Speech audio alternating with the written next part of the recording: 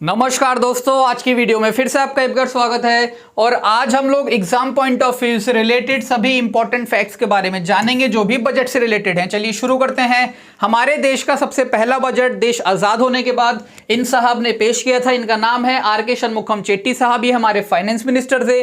26 नवंबर 1947 को इन्होंने बजट को पेश किया था। सेकंड पॉइंट है दोस्तों, कौन से ऐसे प्रधानमंत्री हैं जिन्होंने प्रधानमंत्री पद पे रहते हुए बजट को पेश किया है। यानी ये जो तीन आपको फोटो दिख रही है, इनके पास प्रधानमंत्री पद के अलावा फाइनेंस मिनिस्ट्री का पद भी उस टाइम पे था। जवाहरलाल नेहरू साहब, राजीव गांधी जी एंड इंदिरा गांधी जी, इन तीनों ने बजट को पेश कर रखा है। नेक्स्ट जो इंपॉर्टेंट पॉइंट है कि सबसे पहली महिला जिन्होंने बजट को पेश किया है, अभी मैंने आपको बताया कि इंदिरा गांधी जी ने बजट को पेश किया था, बट ये उस टाइम पे प्राइम मिनिस्टर भी थी एंड फाइनेंस मिनिस्ट्री का चार्ज भी इनके पास था। तो देखिए दोस्तों, अगर हम बात करें पहली महिला की तो इंदिरा गांधी जी, बट अगर पहली फुल टाइम फाइनेंस मिनिस्टर की बात करें तो निर्मला सीतारमण जी। नेक्स्ट पॉइंट है कि जब एलपीजी रिफॉर्म्स लाए गए थे, आपको पता है हमारे देश में आर्थिक संकट आया था एक बार 90s के टाइम पे। उस टाइम पे लिबरलाइजेशन और ये जो ग्लोबलाइजेशन और ये सारी चीजें थी, ये जब मनमोहन सिंह साहब लेकर आए थे, तो इस टाइम के बाद यानी एलपीजी रिफॉर्म्स के बाद सबसे पहला बजट किसने पेश किया था? हमारे मनमोहन सिंह जी ने किया था। सेकंड पॉइंट जो नेक्स्ट पॉइंट है कि ऐसे कौन से फाइनेंस मिनिस्टर है जिन्होंने सबसे ज्यादा बजट को प्रेजेंट किया है, सबसे ज्यादा प्रस्तुत किया है। तो दोस्तों मोरारजी देसाई साहब है, इन्होंने टोटल 10 बार बजट को पेश किया है। नेक्स्ट पॉइंट है हमारा कि 1999 तक दोस्तों पहले क्या होता था, देखिए हम लोगों ने आज़ादी तो अंग्रेजों से 1947 में ले ली, बट बजट से रिलेटेड अगर हम आज़ादी की बात करें तो 1999 की बात समझिए आप। क्यों? क्योंकि इस टाइम तक ना हम लोग इनके जो ब्रिटिश वगैरह है ना, इनके हिसाब से अपने बजट को पेश करते थे। लाइक शाम को 5 बजे हम लोग इंडिया में करते थे ताकि जो ब्रिटिश का टाइम है उससे मैच हो सके। बट यशवंत सिन्हा साहब ने क्या किया, इस टाइम को चेंज कर दिया। इन्होंने बोला हम उनके हिसाब से नहीं करेंगे, हम अपने हिसाब से करेंगे। इन्होंने सुबह 11 बजे बजट को पेश करना शुरू कर दिया। अभी मैंने बताया, देखिए इसमें एक पॉइंट और लिखा है कि पहले क्या होता था, लास्ट वर्किंग डे जो फरवरी का होता था उस टाइम पे किया जाता था। बट अरुण जेटली साहब ने 2016 में क्या किया, इन्होंने इस डेट को भी चेंज कर दिया। पहले टाइम चेंज हुआ था, अब डेट भी चेंज हो गई। डेट क्या है, लास्ट वर्किंग डे नहीं है, अब से कब होगा, हमेशा हमारा 1 फरवरी को। यानी आज भी हमारे देश में बजट पेश किया गया है। देन दोस्तों सबसे लंबी स्पीच किसने दी है अभी तक? हमारी जो प्रेजेंट फाइनेंस मिनिस्टर हैं, दैट इज निर्मला सीतारमण जी। अब जो नेक्स्ट पॉइंट है वो क्या है, 2017 से पहले हमारा यूनियन बजट जो होता था उसमें रेलवे का बजट अलग से पेश किया जाता था, बट 2017 के बाद इस चीज को मर्ज कर दिया गया था। यानी मोदी जी की सरकार ने इसको मर्ज करके एक कॉमन बजट बना दिया।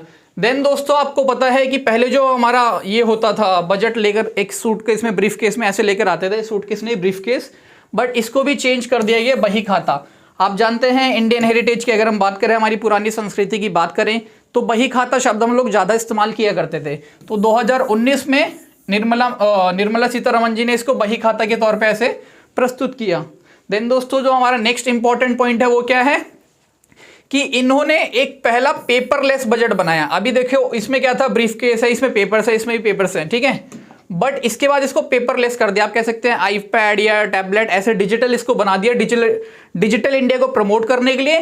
प्लस बात देखिए ये है 2021 की, तो हम लोग कोरोना से जूझ भी रहे थे उस टाइम पे, या कोरोना का संकट भी देश में चल ही रहा था, तो उसको ध्यान में रखते हुए भी इसको पेपरलेस किया गया था। नेक्स्ट इंपॉर्टेंट पॉइंट देखिए, मैंने आपको बताया था कि पहली फुल टाइम, ठीक है, पहली full time women prime not prime finance minister कौन है? निर्मला सीतारमण जी, ठीक है।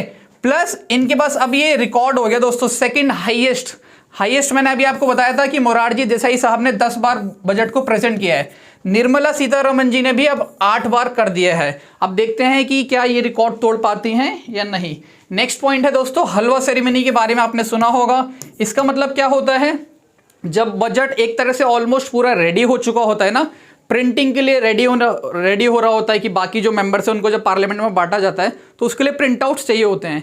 प्लस जब भी बजट बनाया जाता है, देखिए दोस्तों ये सारे ना बहुत इंपॉर्टेंट ऑफिशियल्स हैं जो भी आपको दिख रहे हैं ना स्क्रीन पे, ये फाइनेंस सेक्रेटरी के अलग अलग लेवल के आपके लीजिए ब्यूरोक्रेट्स हैं, ठीक है। तो ब्यूरोक्रेट्स हैं, बाकी जो भी सीनियर ऑफिशियल्स हैं, ये सारे इन्वॉल्व होते हैं किसमें, बजट मेकिंग जो भी हमारा चल रहा होता है।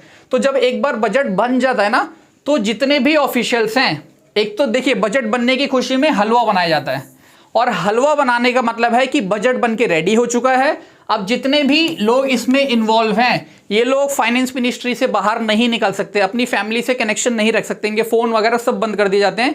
क्यों कर दिए जाते हैं? ताकि बजट लीक ना हो। आपको पता है अगर बजट मार्केट में आ जाएगा तो जो स्टॉक मार्केट है काफी ऊपर नीचे हो सकता है। इस वजह से इस सीक्रेसी को मेंटेन करने के लिए हलवा सेरेमनी करी जाती है, इन ऑफिशियल्स को लॉक कर दिया जाता है फाइनेंस मिनिस्ट्री में। देन दोस्तों ये पूरी लिस्ट है हमारे फाइनेंस मिनिस्टर्स की, जो अभी तक देश आज़ाद होने के बाद से अभी तक हमारे देश में है। प्रेजेंट आपको पता है निर्मला सीतारमण जी, ये पूरी लिस्ट है। इसमें इंपॉर्टेंट कौन कौन से हैं? सबसे पहले हमारे जो देश आज़ाद होने के बाद थे, आर के शनमुखम चेट्टी साहब।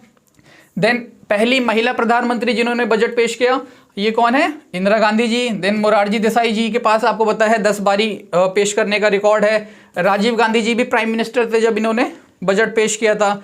देन मनमोहन सिंह जी आपको पता है सबसे फेमस फाइनेंस मिनिस्टर हैं। अगर आपसे पूछा जाए कौन से ऐसे फाइनेंस मिनिस्टर हैं जो आगे चल के प्रधानमंत्री बने, तो मनमोहन सिंह जी। अगर आपसे पूछा जाए कि ऐसे कौन से फाइनेंस मिनिस्टर हैं जो आगे चल के राष्ट्रपति बने, तो आप कहेंगे प्रणब मुखर्जी। तो ऐसे आपको चीज़ों को याद रखना है, ठीक है। नेक्स्ट पॉइंट दोस्तों, आर्टिकल 112। देखिए इतनी देर से हम लोग बजट की बात कर रहे हैं, लेकिन बजट शब्द ना दोस्तों हमारे संविधान में कहीं पे लिखा ही नहीं है। जो मेन शब्द लिखा हुआ है वो है एनुअल फाइनेंशियल स्टेटमेंट। आर्टिकल 112 कहता है कि राष्ट्रपति साहब हमारा जो संसद है, पार्लियामेंट के दोनों हाउसेस, लोकसभा एंड राज्यसभा, दोनों में एनुअल फाइनेंशियल स्टेटमेंट को रखेंगे, यानी कि एक तरह से प्रस्तुत करेंगे। तो राष्ट्रपति साहब के बिहाफ पे ही फाइनेंस मिनिस्ट्री ये काम करती है। राष्ट्रपति साहब का प्रायर रिकमेंडेशन चाहिए होता है, बिना उनकी परमिशन के आप बजट को प्रस्तुत नहीं कर सकते। इसलिए आप देखेंगे जिस दिन बजट का दिन होता है ना, उससे बजट पेश करने से पहले, बजट 11 बजे होता है, बट उससे पहले ये लोग राष्ट्रपति साहब के पास जाते हैं इनकी परमिशन लेने के लिए। इसे ही कहा जाता है प्रायर रिकमेंडेशन ऑफ राष्ट्रपति साहब। देन दोस्तों आप मेरे को एक और बात बताइए, ये चीज बताइए कि आपका फेवरेट फाइनेंस मिनिस्टर आज की डेट में कौन है? मतलब अभी तक जितने भी हैं उनमें से आज के आपको सबसे ज्यादा कौन से पसंद आए finance minister? And second important चीज, आप लोगों को अगर कोई और इंपॉर्टेंट पॉइंट पता है बजट से रिलेटेड, फाइनेंस मिनिस्टर से रिलेटेड, तो कमेंट सेक्शन में जरूर बताएं। बहुत बहुत धन्यवाद।